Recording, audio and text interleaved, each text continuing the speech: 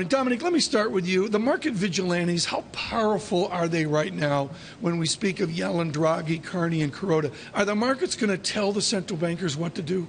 Well, I think they are telling the central bankers what to do, and although some people think the central bankers should ignore them to some extent, in the US, for example, people think the Fed should just ignore it and do what they want. I think in the end they will follow the markets. I mean, I look at this, and you two guys, I want to give you guys a massive Monday morning victory lap. Both of you have been stunningly on about, wait for data dependency, and the data dependency is not going to be very good. Carl, what was your reaction and your team's reaction when you saw that bombshell at 8:30 Friday? Well, you know, Jim O'Sullivan was very calm about the whole thing. He points out that the employment figures that we saw on Friday aren't corroborated by the weekly claims, and that's Jim's yardstick. That's his Bible. And as long as the weekly initial claims are holding up there, the employment numbers have a lot of ups and downs along the way, but they're headed in the right direction. The improvement in the labor market is unambiguous. Fed has to move sooner or later, probably sooner, according to Jim.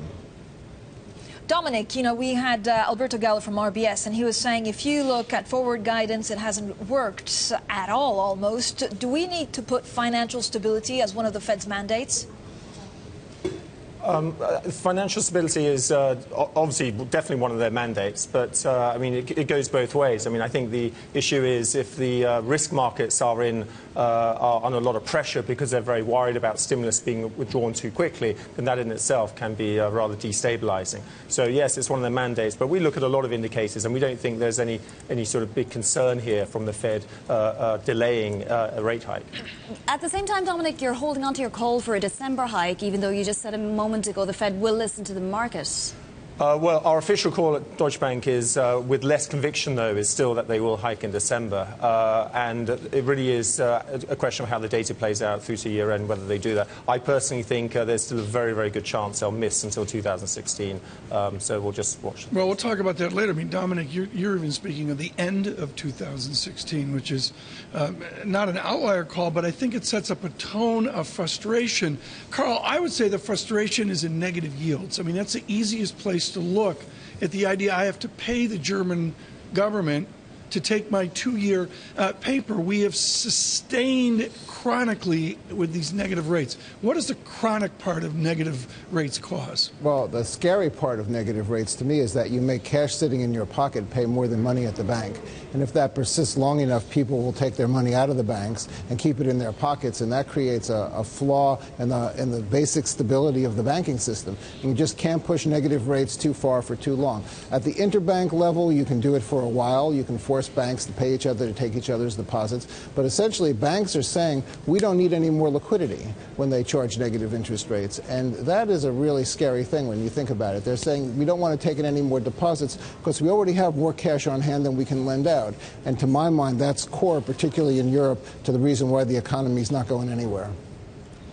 Carl, what does it mean? You're saying that the European economy is not going anywhere. Are you expecting Mario Draghi to do more? And actually, if the Fed doesn't hike this year, this means that world growth is in limbo. You know, I've been listening to you all morning as I drove down the Taconic and listening to QE, and I've been listening to your conversation about how China's the problem with what's wrong in Europe and all of that. But, you know, when I look at Europe right now, I look at the drop in German retail sales reported last Friday, and I find it hard to be able to blame that on the Chinese economy growing at only 6.5%, 7%. And I look at retail sales in France, and they're flat, and I can't blame that on the Chinese. And I think Dr. Draghi knows very well that his QE can only do so much, and it can't fix the real problem in Europe, which is that banks still aren't lending.